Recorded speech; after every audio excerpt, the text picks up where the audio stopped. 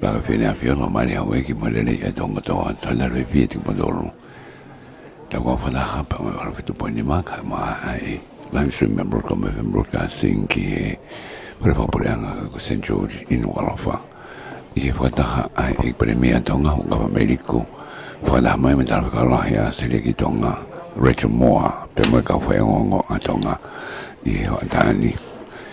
Koi tu mai me hokin ko ba mo e tal kala ko ya sele kana o si me hoka e premia ko si de vai fata oni de nga mai ai hulu ki amna ka fata la ko ka ta ke pasiki porque percebia un forma ko ha ko ya e o tu ki I we ka o ya ka mai me hokin ni ko ka me Racheal mo ko nga me ke ko e nga me la ko mama ni tamina ko ta ko ya isle pe mo e hamas ko I gas sweeping isle ai fili Tonga ke o tari a foto ko ke fai hoi mafo kai I ke kau pe ko epstein ya Australia ko Tonga mga funo ke ni mai pasu ki ni na ko ta mo Amerika mo Pitania ki fili ko ya ke o tari ai foto ko ke fai ko hoi mafo kai ka mare vai o funo ke he te wanoa ke tari ai tu ni ko pe ko resolution na pura nga ta ke ka matare va ho ma fu ka fo ho ko de ko ko ke ka ka be fo ka ko be ka wi ai ho ni kana e fo nga ka venga na ke ko si anga ko o ko ta ko I to ki fo ka ho ko I ta fa ko ki mo ai ko 28 am na ko ho ko ki to ha I ko ki mo I ta ni fe la ve ko me frillo ki ai e be ka wai nga ko tu ko na fa fe o I ko me ko si pena ne be ai ko me mau inga ke ni no fenga ko ki foto wa pa anga ata pe ya ma e pasu ki ke o nga ta ton ko hui ki da fo hia da doro I ta meni li ko ya ko da doro da fo tu po frilo ko ya e ai ko ta mala ko ya ko da ko ni bebe o ki fe ton ko ya o sea mi brown na bare mi ko ya o ki a Hu'akavameiliku e whakako mai whanako ki Tonga ni I tau ka au nei beni ki lawea ke hui ko si ke ngai whotutu ke whanere a ki ko ia ai sino ko ia whakawhitu ko sino malohi tae whakawhitu ko ia ai paswiki I ngai are whakawapureanga mo a seria monusila ne o tau ka au e taimlahi pe ngai whanua ke ko ia e murianga ko Amerika pe molusia I hanga ngai fo politikare ko ia I ta mini tu ko ia mama ni ka ke tau ka be ko lai pe ngai me ge o fa me ge premia ka ko fo ko ia I ta mini ngai mini si me ni ka ma ta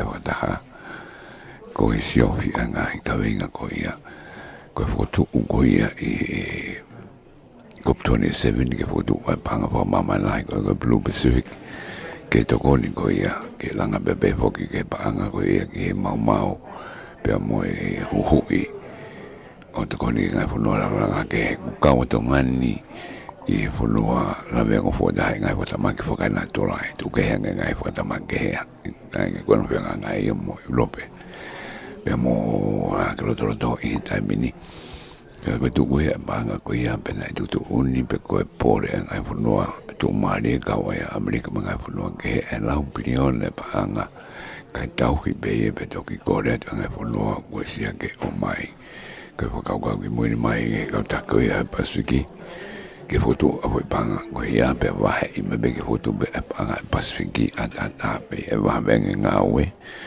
pe be ke e fio ngoi ko ia e we mi ta tau nga ta va ko to we nga ngai ko tau sio fe ko ngai par mai e langa ha ke I hoko mai ngai whatamaki tata te white whatamaki whanatoro e nei toki I tō ia I wanuatu hiwi ko ia ko o sine un te kamate ta whai ta ua wha ko ngai ta wha ki pehe o kusiofi ko ia e paswiki ke I lau mai e kau pure u whanua ke te ke na wak mai lor ke paswiki o siu ma ngai parpane ma pehe ko ia I he taimini mo ko e pe ai ko fofua e te nanga whaloloto te ngai huinga ko ia pepe hoki ki ta whenga pe koe ki tau whikau ake ne kau I tō tai nanga o hake koe heu ko o si ai vinga ko ki fo malo yang no tokanga e no wakai e ka polisi makaule o ta ko ngatahi kai malo ni mo asali hok ma Amerika ko e na wa puna ko tong mai a ko tompe o puna ki ko ia i Pasifiki ke na hanga ko o kai i me o longa bebe ngai wa le o to fak me Australia ngai wa le o ke na ko ngai ka me kai ta tai ko e France i flo wa ki o no kai ta ngai po tai kai time ta ta foto ko ta sino ko e Pacific Fisheries Association o ko ke ho ko be ai kai asi la million na pa ngai ta o ki ta o ko mo me hika ko e kai asi o ke ngai ta be po tai fo ma afonwa kai o po tai for economic market because economic zone exclusive economic zone ngai fu na ta hai ku kilomita ko ia e wo mo na o ngai mata fanga be aro te tai fo wa por nga ben e fo mentality na to ka moni ka te ke ka ta fu to ko ia ngai ta ba ke ko si ki ai ye me ko e premia e ko si ai ka ta ko Pasifiki hange be ko va ta no ko e pe mo sekretari segnale ai ka ta ki Henry Puna ko pa mi mala ro pe mo ia o ko ki ai ne ho ha ki na ta va pe ki ta tu fu ta ka ko ma ro cho mo ko ai ki wa ka ia tu na ka o ai no ke ko ia i ke ko e Pasifiki ko no ai ono ni na ho pe pa ki ke o ta li ko no ni ma ni na ro to ki ai pero fu no che le van na website bena ka ke na fili tu ke ha mo na fa no be ha mo o ke la wi ha website pero i ke fu to ko ni na fa ko ni pure nga fa ta la ki ta ko ya islandi ko da se be nga ka be nga yo ko ni tu mai ko si pe la be ko ma na tu ta mai ko na fo ko lu tai i Kongi mo ko ia mana ka tu ai ko mata pe pompong ai ko Tonga i Australia fo ko fa no mari pa mo fa le ai ki te wa ke ko ia ai ne nga ko ia ma Tonga pe fo ki no le sita fo na le sita fo ki ai na ki mo nga fi ma ko ia ai kao pe ke nga sino ke ai mo na si wile ka ku pule i fa ma pule nga fi pula ko ka ka me ta se ko ke por fo ko na ke ko tu lo Tonga nga fo ke ka ta to lu Tonga ni ta min e fa ko ka ta e wo ko stu ko mai na o ko re ka ko te ke na o te ke ma o no pe u ta ri ke na o nga o Tonga ni ko lo le ta min e you call ko ti self ko one talk ka ta mo ko na ka ha ke na le mai po pe mo USB University Pacific Tonga ki mo ai ka ko ke mai ba ai ka ta po ko mai ka po ta na ko ke por fo o diria na ho ko ha mo ke ai o fo ba nga ia seria pe mo no si na ko manda tu ta mai ai ka mo ni sa mo ni ko to da mai ken ko sen ho pe mo ta ka la ia na seria bebe o ki ka foi ngong mau foi ngong beta meniko se me tor me mau ka tu mai no be me ma go ek pre me ba ka venga ko ya o ya ni foto ngi wa le ko mo dor mo me pina ma te mo telefoni be mo dor me mo no do ko na e time ko do be me ho be ma ho kai fu ko mo me go me mo ni live stream pepe mo tonga ko le do wa ke ta pa to o tonga ni pepe mo na ko fa ta wa nge ta o ka fa ta nge o ato ai mo ni ko ka hua ko ia ai ek premi ai ko si ka pa mo fe fo mo ni ai ta no ko ni o o puna fo e ruta tonga Australia ta mini pa ke to ka ta fo selfie ka mo to ki ai ka como fa no ma ke ngai fa ta be ni wa nga ambito ia to ko ni ke mo ma wa nga tonu ngai fa ma ta to mai me ek pa me to nga be ke ka mo ni sa ke no fa ka mai ia honi ka ko honi ko e pandemia pe mo ta ka la ia seria ki Tonga ni Racheal Ito e hae ngai pihu I whakahoko. Tau kai mihi ano tuku mai. Ai ngai ka winga koe ke whai kai ha whapihu I. Peko ha whamatara mihi ki na tolu. O pelami ki tau walele ko ia. I ngahi ahani. La lere ia pita no kola whai ahoni pia rimuri moko apito. Whako puke ni local village ko ia. I whare whomporeanga ko St. George Government Building. I loto o Nuku'alofa ai. Me ngai me ke tau te kwa ngonge ka foi ngonge he na nga ko na o la ko e premia me ko ni skel ta lai pe ko ki pule lulutai ko no ko fa da me ni ha honi wa da nga be te da o plava ka to ai programa ko ia o a honi juga tola bitong ai ahoni meki na dor ko ia fala ba mai ngai ko da beni ai ko e premia be ho ki dar ka la se ri amrisa ki pe blo ki be ho ki si o ke pure ko ia ai lulutai be ho ki to ta pure me per ma ki vai ola ta ana ka ola. Before we start, I'd like to ask the governor of Hawaii, if I might have given Latu without talking or what.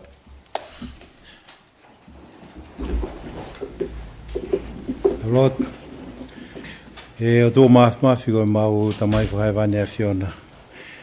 Mau te whatata mai o ata koe ni, ka ku iloi pau mau loto, ko o whatata bea a whiona, ku mau inasia I a koe ni. Whawhitai atu e hiki ho whalau maari e whai ki he hiki pare mia o Tonga.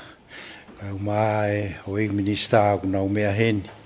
Pea mo ki mautolu atoa mi he mitia ki he whakahoko ai whatongia ma mawha koeni.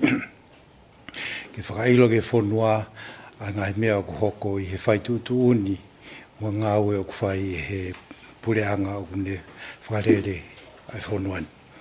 Ma kore atu eki ke holau maari ke loto I te mautolu I whakatahanga koe ni, pia ke tāki e kina ko hi ke mauha maama whiunga ke whatongia o whai.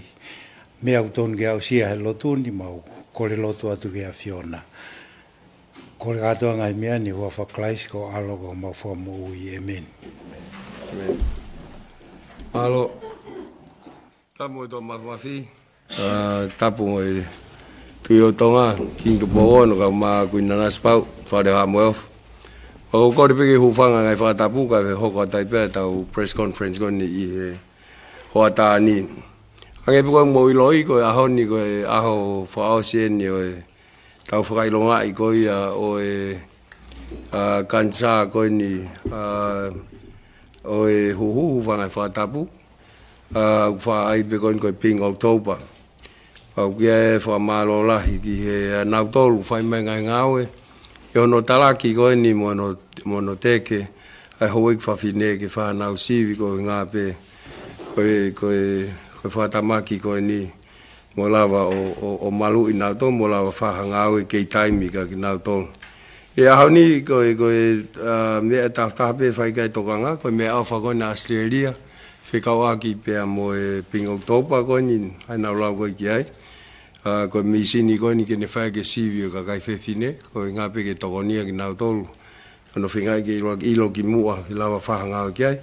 Pa mo te tari pēha ngahi, toi whaat pēha ma ngai whamatala, whikai mua lulu tai. Pa toki ai pēha taimi, pa tau toki sio ki ngahi whamatala ke. This afternoon, I'm very pleased. His Excellency, Ms. Racheal Moore, Australian High Commissioner to the Kingdom of Tonga, is present with me to make important joint announcement. Firstly, today marks the final day of Pinktober, the Breast Cancer Awareness Month. We are grateful to all who played a key role in supporting breast cancer awareness, including Lord Vaya and representatives of the Ministry of Internal Affairs, and of course, the Ministry of Health.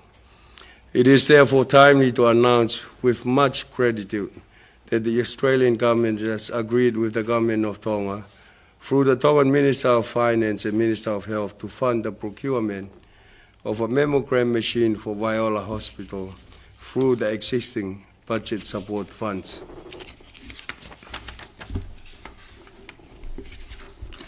This is also certainly supports our efforts towards achieving our SDG call for SDG 3, which is good health and well-being, particularly 3.4.1. Mortality rate attributed to cardiovascular disease, cancer, chronic respiratory disease, or diabetes. Secondly, as announced on the 27th of October 2023, Lulutai's new twin-order aircraft has already arrived in Australia for final preparation before it commences in the island air services in Tonga. As we have already reiterated, reliable domestic air services remain essential to Tonga's economic recovery, development, and tourism.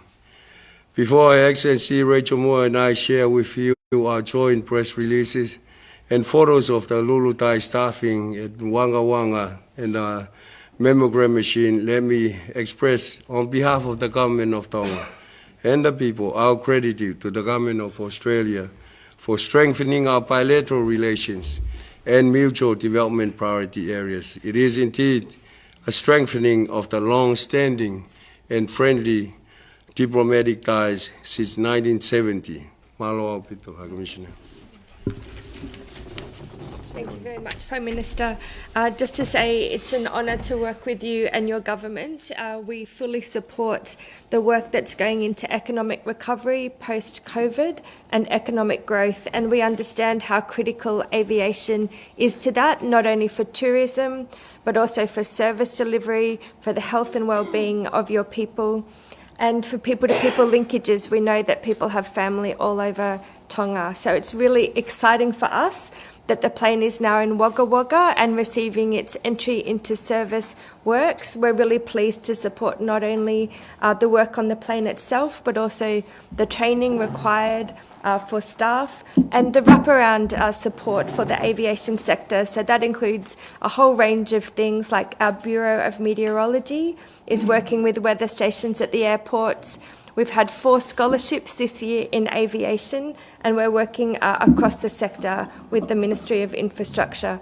So thank you for the opportunity to partner with you in this. Connectivity is core to the bilateral relationship. Finally, PM, if I can mention very briefly, just a big thank you, Mala Apito, to those people who have worked so tirelessly on advocacy in terms of the breast cancer mammogram purchase. I want to, in particular, echo your gratitude to the Ministry of Health and the Ministry of Finance, to the Breast Cancer Society, to acknowledge Princess Pilolevu. I want to also acknowledge Lady Tangi, Dr. Anna Akawolo, who works so hard for women's health. And I want to acknowledge Christine Utuatu, who also, day after day, in particular in October, but throughout the year, makes sure that at the centre of our consciousness is the well-being of the women in Tonga. And we know the well-being of the women in Tonga means the well-being of the families of Tonga and our communities. So thank you for all of you who've brought that this very important issue to the centre of our attention. And just to say, we 100% support the government's decision on this purchase. Thank you, Prime Minister.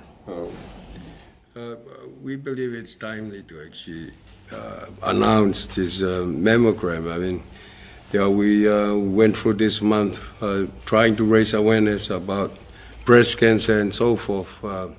Maybe we should do a better job because they're not wearing pink, I guess. But Prime Minister, you are. But the whole thing is that, I mean, you play a very crucial role in actually, advocating the reason why we want our Hu'akavameiliku to get tested. Hopefully, if there's something there, then we can help them before it becomes too late. And I think that's part of the reason why we want to announce this month. is that we want to take that role on actually providing a machine here in Tonga to actually help with that. Not just advocating for it, but actually providing something that you can use to test and hopefully do something about it if there is a sign of breast cancer there. So, instead of scaring people, maybe try to actually give them some good news that it's great to actually get tested and actually find out what's happening and see whether we can help before it's too late. And I like to acknowledge to what the High Commissioner was saying, all the good work that the relevant ministries are doing, especially health with Anna and them, and others in the NGOs who are actually actively going out there and talking to some of the ladies in our villages about getting tested. So we appreciate all the efforts. And yes, our plane is in Wanga Wanga, and we got some photos there, just in case you don't believe that it's in Wanga Wanga. And we got Clive. Clive is the quality manager from Lulutai. Maybe people will just say, they probably just use Photoshop to put it there.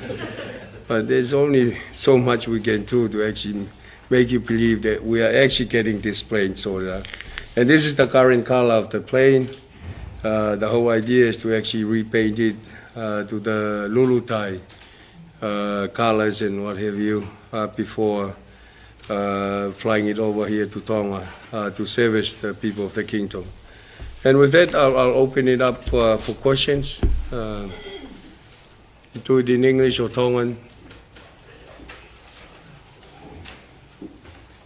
Thank you, Honourable Prime Minister and Your Excellency. My question is, I understand the mammogram machine is expected to arrive next year. Any specific month or date? And that's for the breast cancer donation.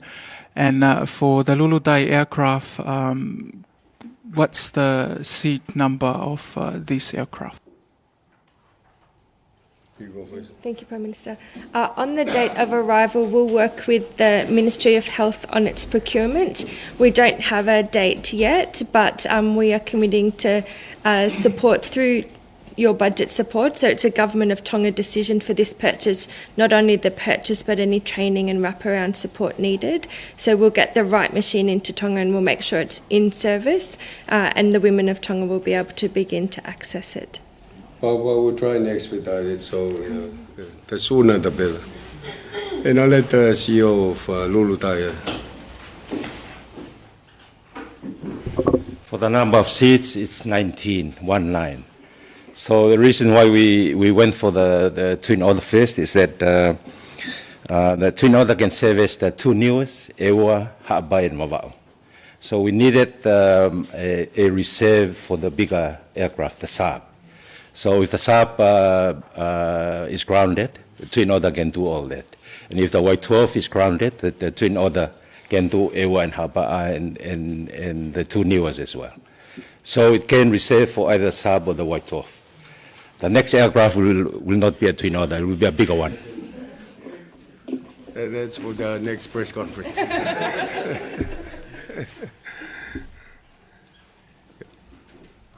My first question is just with the mammogram. I know this machine gets in next year.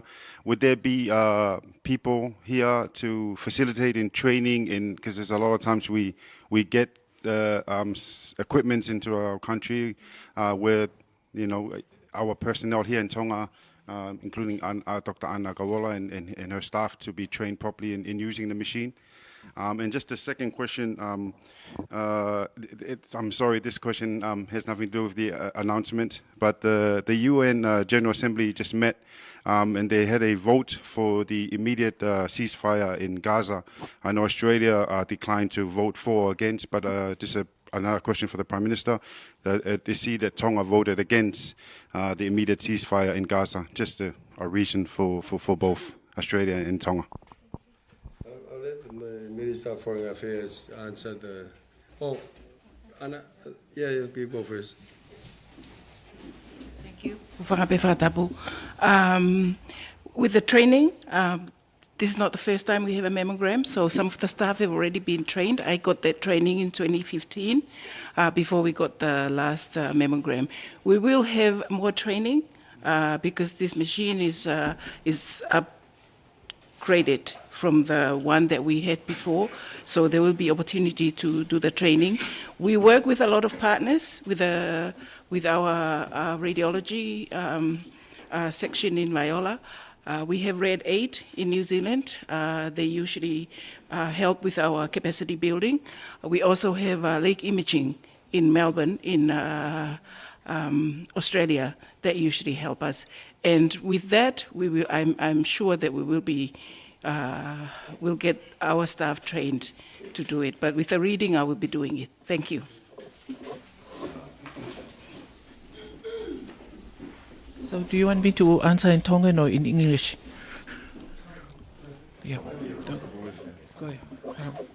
Kore ke huwhanga he ngahi whakatapu kakato e whonua mo lotu, kai ata ke whai ata ki I whakamala ala ki he whehu I koe nina e toki tuku mai. Pea oku mahu inga be ke tuku atuha ki I puipuitua, ki he whaunga ngā ue ai pureanga whakatahataha o whakatatau ki he ne charter, piko United Nations Charter, kaumaa e ngahi lao whakawaha a pureanga. Oku muimui pe tauhi e pureanga Tonga ki ngahi lao, whikau aki mo e totonu ai tangata, o kau ki ai e lao e wha, Geneva Conventions, aia o ku ngā wei whekau aki mo e whepaki pe koe tau mo e hoko, ai kou hoko koe I Palestine mo Israeli. Paku ai ai ko ngā ua o ku mahu inga I he lao ko ini ko Racheal, kono malu I o kakai I he taimi o tau, pe mo e mau ke whakaata hano tufaki a ngahi mea kai, kau mai supplies ki he ke kakai. Pea koe konga no wā, koe totonu o hawhonua ke malui pe koe self-defense. Pea o kui kai ke poupou I he pureanga Tonga, ki hono whakapōngi tae whakalao ai kakai, ka mai kakai whiwhine mo whanau koe ni I Gaza.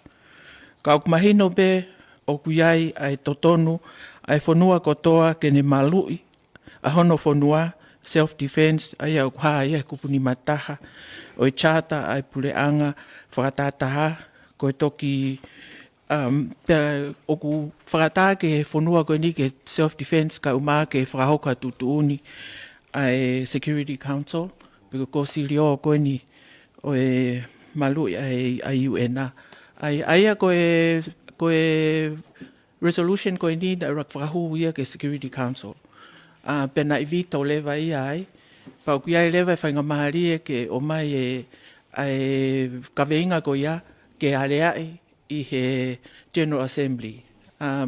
Pea koe tuku pe whainga mahari ai koe platform pe ia ke talanoai hanga I kaweinga, ka koe u resolutions koe o ku hao koe me he General Assembly whikau aki mo e security o ku kai ke binding. Ai koe o kai ke binding ia. Pea o ku koe resolution koe na o hake koe ni e soatane. Na kai ke pehe ia o ku kai ke loto a Tonga ki he katoa resolution. Na ia pe koe konga koe ki he humanitarian support me mea koe na poupou ka kato ia e Tongani. Ka koe tuu koe ni e whaunga ngā ue koe ni resolution o ku kai ke lava ke te tari ki ta konga kai tari a konga. O pau pe koe io pe I kai. Aia koe na hanga he pureanga kanata o whakotuu ke kau he resolution ai foi mea koe ni COVID na whai koe ni Hamas I Israeli. Kana kai ke tāri ia he ufonua. Kana poupou e tonga ia foi amendment koe ia ki he resolution koe na na e whakahoko. Aia koe mea ia koe na e voti ai ko a Tonga ko o kai ke pōpou i ai resolution koe ni. Aia ko te whaka te lawe pe ke uhinga e whāna kai ke lawa ai koe ke pōpou e Tonga. He kohi na kai ke kau he resolution nia. I kai ke kau ia hono o hofi koe Hamas a Israeli e aho fitu koe o wanoa. O katopa aho wanoa ua tolu. Na kai ke kau ia na kai ke naulot na tō ke kau. Ai mea ko ia e nai mōre ai ngai mo ui lahi. Pea kai ke ngata ai nai kai haasi whakamalohi i ai ai toko ua ngeau tupu o i kakai koe o Israeli o kei tauhi pe i Gaza. Ko raki na ke lawe a resolution ia koe ni ke totono a Israeli ke ne malui a hono kakai ke le mo e koloa me ngahi whakae haua koe nai hoko. Pea koe tolu o ku tau manatu pe na tau toki whakafolau mai e toko ono taha me Israeli ko hui koe conflict koe ni. Ropana ke hanga e Israeli o malui e nau whonua. Koutui e iai we sia ai mo hui e nihi koe na nau iai. Ea koe resolution koe ni o ku focus pe ia ke whakahoko ai toko ni whakawhaha a pureanga ki he states pe koe pureanga. Koe Hamas ia koe terrorist organization. Aia o ku e kai te nau pepe nau tori au koe ke lawe ange ai resolution ia koe ni kia nau tolo. Aia koe uhinga lalahi ia koe ai position koe a Tonga koe ke he mea koe ni o poupou i e Tonga Israeli ke condemn ai mea koe nai hoko ke whakapapau i kia nau totonu ke nau malu i nau whonua ka he taim tatau ke whakaata pe ke hu mai ai u supplies mo humanitarian aid ke tokoni ki he nihi ko nau i Gaza. Malo.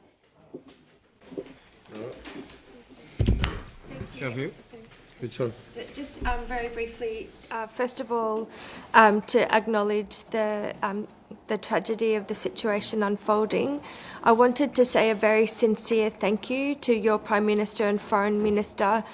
You got a plane out with Tongans, and you also made an offer to assist with Australians and needing to leave, and we did have an Australian on the flight, and that was at a time when we were having challenges securing flights out. So first of all, just to congratulate your government on their swift action and say thank you for us. It's all about this idea of helping each other in need, and we felt very supported over that period. So thank you very much.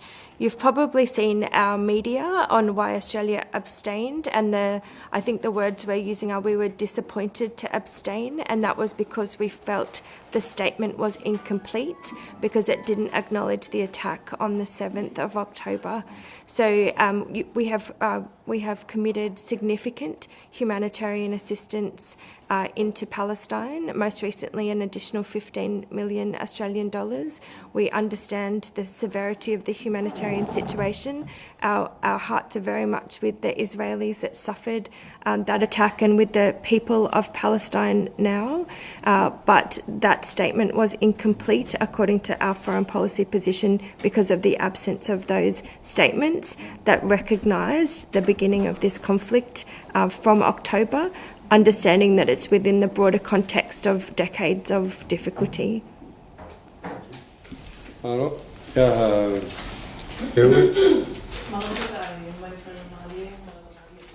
Grazie, Your Excellency. Ko whewhia ako ke ua.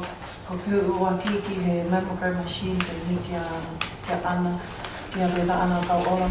Au ku mahina nau inga peni ai mihisini ko ni ko wakai ko hai tu unga o ai ai ngahi sivi ko whakahoko ko ia I whale maha ki. Ko hai tu unga ko ai whakautua ko ni tongani logo tongani. Pea mo toi whamala ala mai pe e dreta ana ai maho inga ko ia mihisini ko ia. Wait, sorry, te ai. Malo e mo whainga marie e o ku mana ke hongo ia. Koe ku wheo i o ko oa, koe ulak wheo i pe, koe kole ki a toi tā ana ka ola ke ki tū mai mua ki whamala ala, ki he tu unga ki ai ai ngahi sivi ko whakahoko i he whalemahaka vai o la. Koe waka hai tu unga ki ai ai whakautua koe ni i Tonga ni, pe a mahino pe mahu inga koe ai misini ke ni ke toi whamahu inga i pe ki he hoi ki whawhine i whanua. Malo. Thank you. Thank you for the ki he whehu i mahu inga koe ni. Koe tau misini koe na ngau eki ki moana e mate ia he wanoa. Aia from wanoa ke wanoa wa toruk tike ki toi whaha sivi ia. Ka koe tūkunga koe o e breast cancer i Tonga ni, ko breast cancer koe kansaya o laitaha ni hoko i Tonga ni. Pe ki kakai tangata kakai whewhine. O ku follow closely pe ai e cancer o e halangatama, uterine cancer o endometrial cancer. Aia koe statistics wise, koe cancer e tolu noa fo ou. Kakai whiwhine fo ou e tolu noa ki tolu nima i he tau na mau anga maheni mai ako no diagnosi until kua umai ki he taimi e COVID-19 mo whakatangata na kei ki a umai a ki nau tolu ko koe o ki ai cancer pena au ki tau kohiri wanoa woa na e toko taha hiva, toko wanoa pe na e diagnose. Ka koe tūkunga ia, it's tolu noa ki tolu nima pe ia. Aia koe mea ia, koe uhinga hono o mai o misin koe ni, ko ia tene hanga o mau ai kansa, o te eki ai ke lava ko whaaki ai.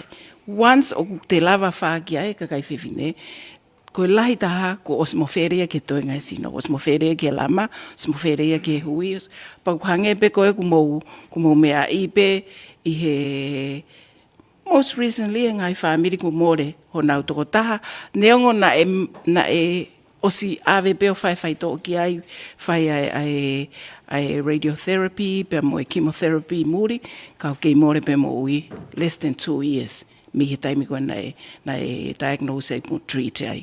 Koe uhinga ia mea koe vi whai ai viviri me he put ngai mo ui, he guai e mautui, koe waweange hono mau o e kansa koe ni, ai mau ia i hono whai e sivi, ai hei kai ke tari e toko taha koe ke puke, ke wha, ke aha whakawhiwheka, o pau ke aluange ia healthy, ke whai e sivi ko ia, ke ilo ia ki mua au te kei ke hoko ai mea koe ni. Koe anga pe ia ai ku tariki ni malo. Mea tai peo ki whehui whikaua. Koe ka ilo pe koe whehui ki ekpale mia, pe koe CEO koe ni mea heni.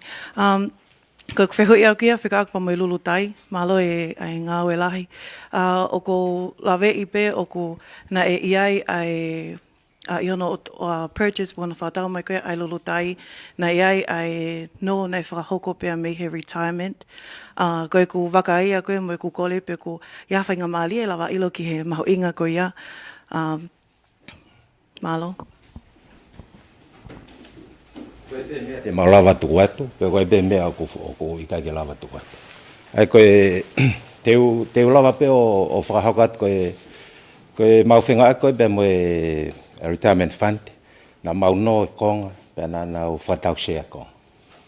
Koe na mau whai ngau e lahi au pito ke analyse o ai kahau koe o lulu tai, pe te nau fie whakatau share. Koe taim kou te whakatau share ha business, koe whailonga au te whalala koe kahau o business koe a sai.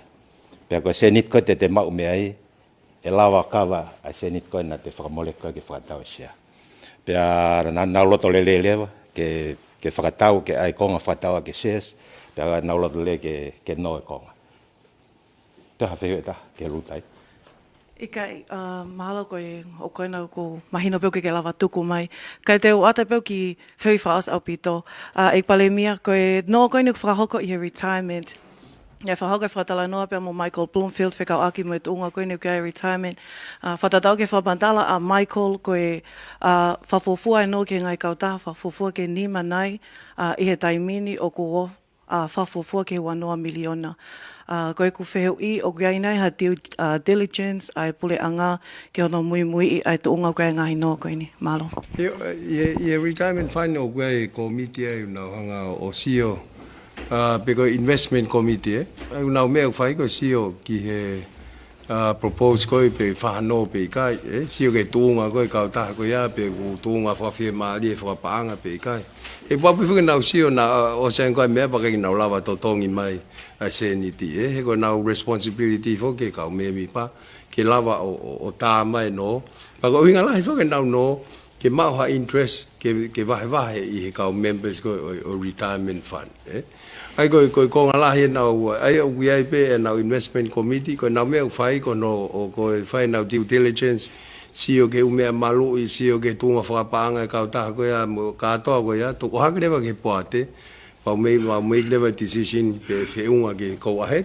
pe tai me for investment ko so we have investment o ki whole ko nga ke fa ka ta u me ni mo wa ga ya me ni pa ko sam level ko ahead ai ko me beta ke tana ke tu I mo press release o asia I like to thank Australia for that additional 1.25 million support for this plane including paintings and what have you ke lava ha o le ko I Tonga ni ai ko additional 1.1 million ai o mahino leva ai whenga glere I kone lul time o Australia o mawe a se niti koni ke whai ake ngahi additional ngawe koni ke lava wakapuna o hao koni o se vesi koni a Tonga ni.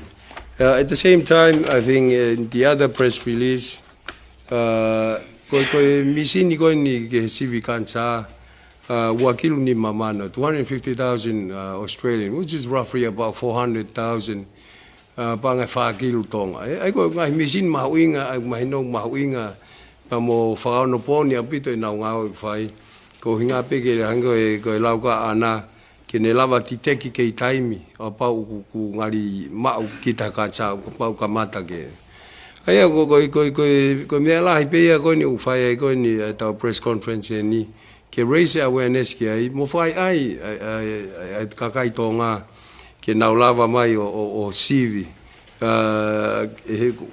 I mean, we're going to try and get this machine over here as soon as possible. But at the same time, I know it will take time ke liliu a whenga whakaukau ni tauka inga Tonga ke nau lava o mai. Kai ki ngata pe hoi whawhine kaukau ai pe mo mautolu koini kau tam tangata ke tau lava o accept the fact te tawala mau pe mo kansa ko ia hange ko lau ko nya ana te a feu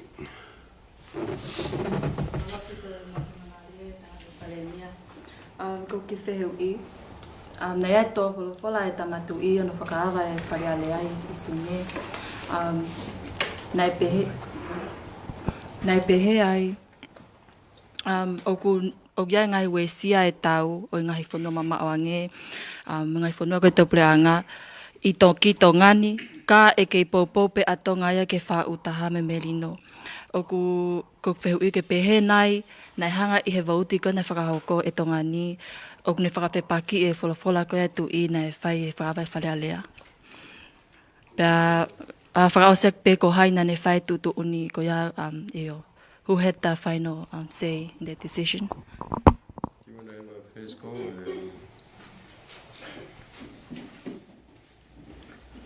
Malo apito, malo ko kia whakawhipaki nge pe koe na o lawe koe ki ai ane nai.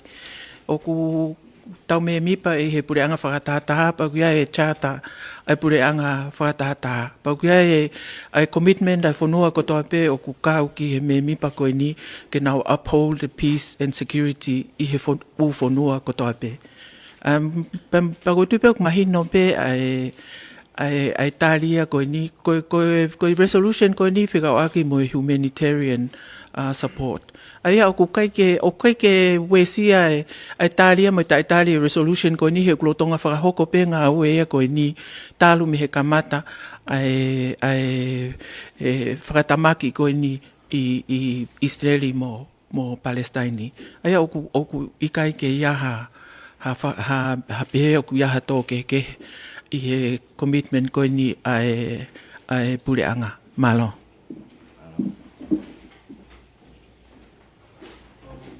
I just have one. one question regarding the votes for the ceasefire.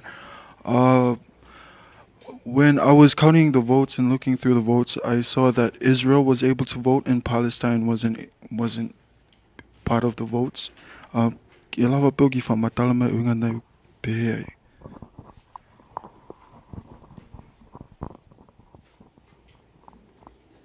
Maybe Palestine.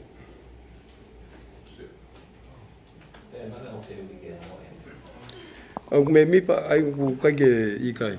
So kage na la vote kage na maybe pa iwena. Kage be kon niwe mo ku kai lan.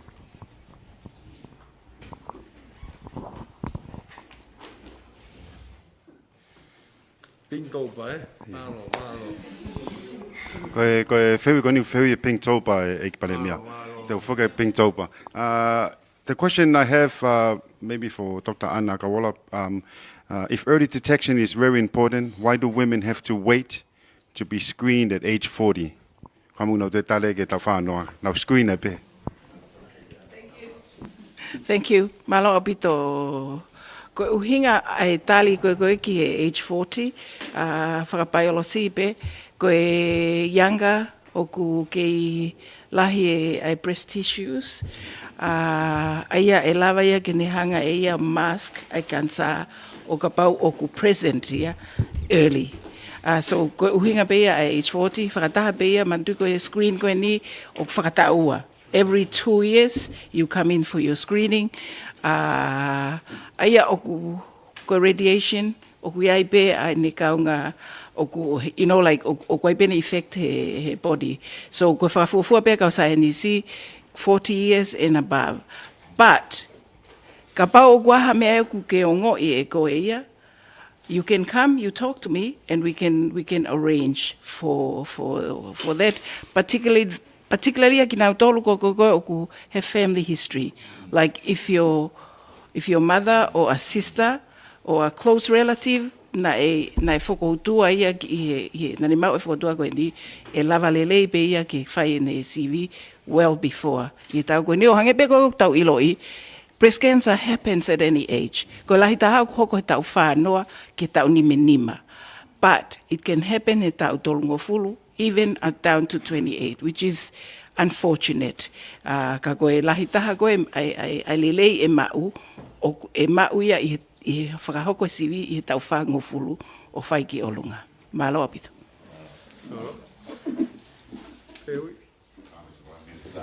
Hi, Commissioner. Good afternoon. Just 2 quick ones. Lutai. Okay. That's right. We put out a photo of your guy in Australia. As the PM put it out last week. Should have a selfie with the plane so Tongans will understand. We put it out already. So my question is, you were saying that with the arrival of this one, the White 12 is out of service, Saab is out of service, and you can fly to the newest Hapai in Wawa. My question is, I was thinking when you are buying this new this new aeroplane, it's going to help your services pick up a bit. Seeing it's coming at the end of next month, which is tomorrow, November, and that's the peak hour or the peak time for tourism and also for Tonga for Christmas. Can you confirm today, you don't have to swear, but the services last Christmas was not very good. Lots of cancellations and lots of people coming from overseas, leaving from here. Even my own family, they were in Wawa when they missed out for 2 weeks because of the plane. And at that time, the Hu'akavameiliku was in New Zealand as well. So my point is, can you please just say that the service will pick up and everything? It's just to satisfy the customers out there. Thank you. There's another question coming up, but just quickly. Thank you. Thank you, George. You know, I can't, well that I can't swear to our performance, but basically what we have is a 34-seat aircraft and a 19-seat aircraft. And that's why we are still having these problems. There will not be a solution until we increase the number of seats. And as the Prime Minister mentioned in his announcement last week, in his press conference, this is an extra 19 seats. So all in all, we do hope that we can cater for that. But basically, the experience that we had this year so far, like the whale watching season, it has exceeded what we predicted. And provided with the fact that Fiji Airways servicing Vava'u directly from Nandi, we have a lot of passengers from Vava'u route as well.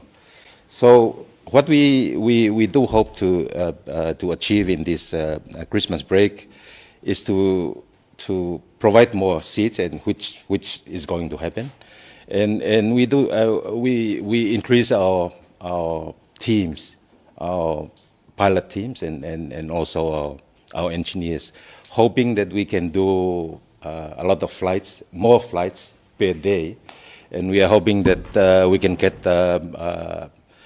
permits from TAL, Tonga Airports Limited, so we can service at night time as well to Vava'u, to the Vava'u service at night time. We can do a hapai during the day if worst comes to worst, and we can extend our services to Vava'u up to even 12 or 1 o'clock a.m. So we have a plan with us, and we have flights almost being fully booked at the moment up to December and January. November is is one of the low month season because every whale watching visitors are going back. But anyway, the November this year is much higher than the November last year. Our July, August, September, that's the beginning of the new financial year. Those are the highest months in terms of number of passengers since Lolodai has been commissioned. So I think we can generate a bit off the market with this extra aircraft. But moving into the future, I think we will need another aircraft, which Her Excellency has agreed to assist us with as well. Malo. I can't swear to that. We have additional capacity with this new airline. But the other key determinations that we consider was the fact that the twin order can cover Ewa and Niua. Sharp can do Ewa, can do Niua. So if the white trough goes down or maintenance or whatever, then the twin order can actually do Niua and Ewa. So I kaya nga tape he lahiang ya seat ke algo whewhanonga aki. Ka tene lava kawa au pau tuu ai white trough ke kaya puna ki Ewa pe mo Niua. Ko sapi ke lava ya. We be some redundancy ko nga pe ke hokwa tu pe service ka me tuu ai waka.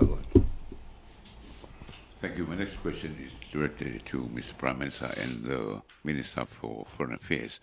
Following up on Lala's question about the Israeli-Hamas war or crisis at the moment, Tonga opted to vote against the resolution, which divides the Pacific. Tonga joined 5 others to vote no. Australia plus 5 others from the Pacific nations, they opted to abstain. Samoa opted to be quiet. Did you think, I understand that the resolution is a non-binding one according to Section 15 of the UN Charter and all that, but when you look at the international arena at the moment, and that's when it ties up to you, Mr. Prime Minister, you are traveling to the Cook Islands for the next peace meeting in there. And one of the things that you are after, as you mentioned last week during the press conference, was you are trying to get together, to join together as a force of the Pacific, to go and request or try to get the money for the Pacific only from the big UN money that was generated in the PIF 28, 27. And looking after this split here now of people opting to abstain, Tonga, Fiji, the Marshalls, New Guinea, and Nauru, they opted to vote for, together with America and the UK. Do you think in the international arena that with this split, even though it's a non-binding one according to the UN Charter, do you think in trying to impress the others who are putting the money in and we're trying to get some from that, will make a negative impact on that approach? Well, first of all, we're not trying to impress anyone. This is a sovereign decision made by the government of Tonga. And second of all, priorities like climate change doesn't split us. I mean, we're all together on climate change.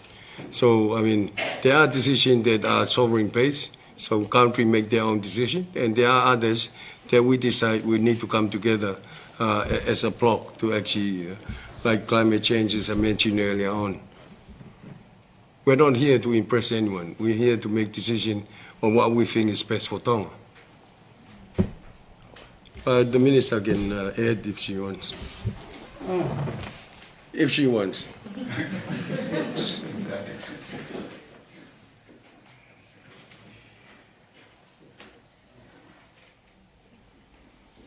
Have you?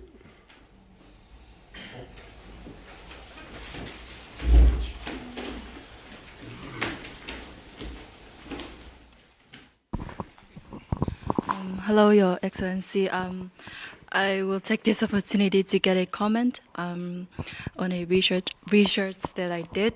There's a visible problem arising from local business owners. That is what they called a human resource pandemic. So two things that I got from them is that first they can't find workers to work, and second they also can't find the technical skills workers because most of the workers left to overseas employment. And I saw that Australia has a high number of on the overseas employment, especially the labour schemes, over 1,000 from January to September this year. And yeah, I'm asking for a comment on that. So, and I'm also going to quote some of the managers that I've talked to. What they told me, they were like, referring to Australia and New Zealand who are taking the workers, high number of workers. They said that if you're going to take my workers for me, how about you put them in the same industry, in the hospitality industry mostly, so that when they come back to Tonga, they still have the skills or they have developed more skills to come and work again on the industry. Or some of them said, how about you put more money into the education, especially the technical education, since you're taking most of the technical skills workers. So yeah, I'm asking for a comment on that. Thank you very much. I think it's a good question, and I think it's a conversation that we need to always have. It's never a set and forget on this one because it involves a lot of people. There are about 5,700 people working in Australia from Tonga at the moment. Every single one of those people are deeply valued by the companies in which they're working, and we hear over and over again that employers are looking for Tongans because of the quality of the work that they're delivering, because of their work ethic, because of the way they perform. So I wanted to start, as I always do with this question, with a thank you and an acknowledgement of the enormous help this is for our businesses and our economy, and also to reference that during the COVID period in particular, we have businesses saying they don't know how they would have managed without our Pacific labour assistance, and we know Tonga is one of the countries that sends the most people over. So it's a huge benefit for Australia that we have access to labour from Tonga. I want to acknowledge that it's great that there's remittances coming back in, and we know it's a really high portion of GDP in Tonga, but it does take people out, and it's not only from businesses, it's from families and communities. So the question is always I think for myself, working with the government, how do we make this overall a plus for both countries at the country level, at the private sector level, and at the family and community level? And some of those points you raised are exactly the things that we're trying to shift. So the length of time people are able to go, the sectors they're able to work in, the training that they get before they go, while they're there, and the skills that they come back with. I'm really excited this week, for example, aged care for the first time has people that have been trained in Tonga that are coming out to Australia. I think there's 9 this week and 12 altogether this month that are going to Victoria and Queensland to work in our aged care sectors. They'll continue to get skills development while they're there and to come back. At the end of the day, individuals and with the help of MIA will decide where people go, and people might choose to take opportunities in the sectors that they want careers in, and we would certainly support and encourage that. And I mean, you sound like you're quoting Jason from the Tanoa. You might be quoting others, but he certainly used that line to me, that he supports people to go out, but he wants them to come back. And we know that tourism is such a critical sector for Tonga's economic recovery. So we are keen to continue to hear from you about changes that we can make to the program. And this program is constantly evolving because of feedback we get in from governments, Tongan government, but also other governments in the Pacific. If we can do things better, please let us know. We do take it on board, and you can see that from the changes we've continued to make to the program. Thank you. If I can just add, part of the response, I guess from our side, from government, with the assistance of Australia, is reallocating some of the budget support to actually building a new training facility for our nurses, and recognizing the fact that some of the nurses are leaving to New Zealand and Australia. Hopefully, we can have then more nurses, so that we can cater for that demand plus what we need here in Tonga.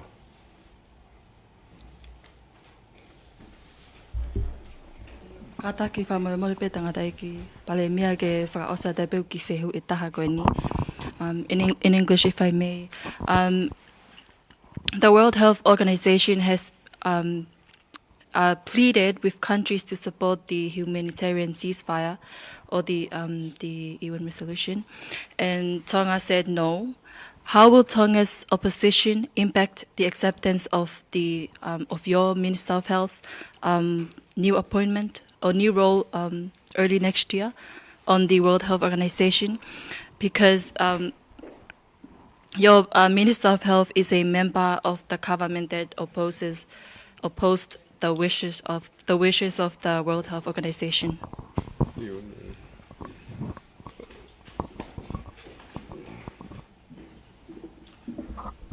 Malo, hange ko tu pe na os mahino pe ku ai ko ni ai puiputu a ko ni ki he resolution mo ngai uhinga ko ni e whakahoko ai tutu ni ko ni ai puranga Tonga oku me mi pa kakato pe a Tonga I he puranga whakatataha me mi pa kakato pe a Tonga I he kautaha koe ni whika ak mo he World Health Organization. Aia koe u platform ke he pege lava o whaiha lea ki he ngahi kaweinga whakamaman lahi o kuiai ai tokanga ki ai. Pea kai ke oku ata pea Tonga ke whakaha a honoloto. Ka koe tutuni, koe ngahi tutuni ko oku whakahoko, koe mea peia koe e whakahoko. Ko kai ke peia koe kai ke te loto ka mea pe os koe patau tea e ki ta ha mea kehe.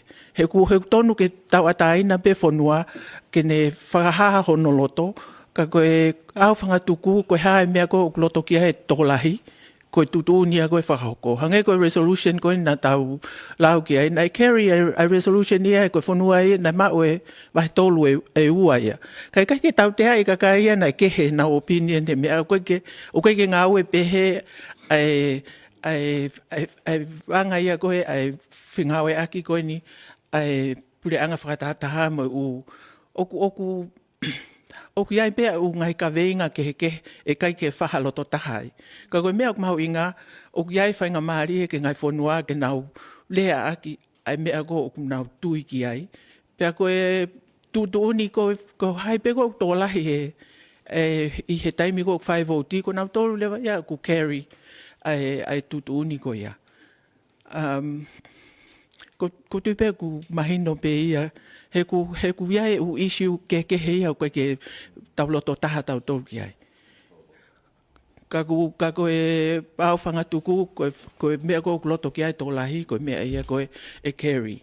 He ku iai u konvesi o ia au te ke whamooni a Tonga ia ki ai. Ka koe ke mau ai pe hoko ke tau tea ia a Tonga nia, i he tokoni ki he ungai tawhaaki ko ia. Ange koe tawhaaki koe ne gender equality mo mea, kia u konvesi o te ke whamooni a Tonga ki ai, ko hui o whaiteria pia Tonga ia he mea o ku whamooni ki ai mo kai ke whamooni ki ai. Ka koe ke taofi ai tokoni mai ia e u whonua ki he tawhaaki ko ia, ngai tawhaaki kakai whiwhine mo whanau, mo kakai koe ni disabled.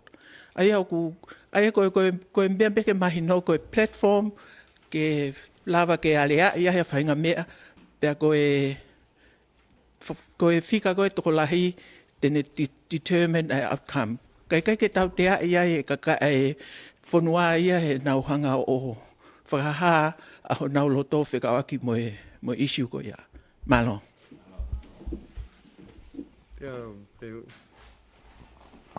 Thank you, Mr. Prime Minister, Yep. High Commissioner. Just a quick one following the palm scheme in Tonga, what Australia is doing and what Tonga is doing. I understand Canada has joined in just recently. But apart from that, there's money coming in and we are losing population. As you were saying, it's up to them to decide to come in there.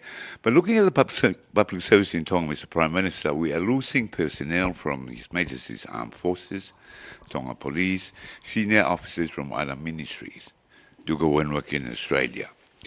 At the same time, this is recovery stage from COVID-19 in the Tonga Hunga Hapai and the tsunami after that. The prices of goods is going up. And it's not funny when petrol is still climbing up now. I can barely put in a couple of liters in my vehicle because of the $3.49 currently. Has the government think about putting on a cola just for a break for those that are staying in Tonga? Just to assist them. COLA, cost of living allowance. Well, as I stated in Parliament, Chelsea, we are doing a review and there's a possibility that we may actually give a COLA. I think I've made it clear in Parliament that we're doing a look at the whole of government and then see how, and plus whether we can afford to actually do that. The other thing about losing staff, it's not that dramatic. I haven't seen a huge number in terms of senior people leaving. I'm in charge of police, so I haven't seen any senior people leaving police. I'm also a Minister of Defense, so I'm aware of some of them. Well, you know, one staff is coming to the Prime Minister's office. You know, another one's going to the fire department. So, you know, it adds values to other ministries. It's not really going overseas per se. There will be a couple. But it's not really of concern to us. I mean, the concern is like the nurses and the teachers, you know. Those are the people on the ground that we like to actually see, make sure that there's sufficient teachers and nurses to man our hospitals and also our schools, which is why we're going to build a new nursing school, which is why we increased the enrollment in the Tonga Teachers College. So now it's about triple the normal numbers that we normally take for teachers' education triple, because we want to have more teachers, because we recognize some of them, they go on the seasonal workers program, as you pointed out. But for other senior officers, I'm not too aware that, whether they are leaving in large numbers or not. But definitely, if it works out, I'm happy to actually ask the Minister of Finance to see whether we can afford to actually have some more additional cola. $80 a bag now. One last question, Dr. Paula. Sorry, it's a bit like a trivial question, but how many male have suffered, according to your record, from breast cancer, and has there been any death?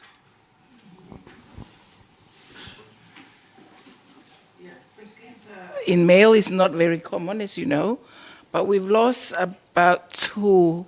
I know of 2 people that we, because they come in too late. They feel the lump, but they didn't think that it would be breast cancer. So both of them have died within not too long after they knew that they had the thing, because they came with metastatic disease. But so that's the message here ke alu ki tua. O koe ko breast cancer ko hoko peka kai vivine, ko hoko peka kai tangata. Ka paule ba kwa tangata o ku faivo kwa whakawhewheka ma ke heia from the usual. Ta tau ben me ka kai vivine. It's time you see a doctor about it. He fie ma o ke whai e sivi ma ke he, ko hinga ke ilo pe koe kansa en peikai. Thank you.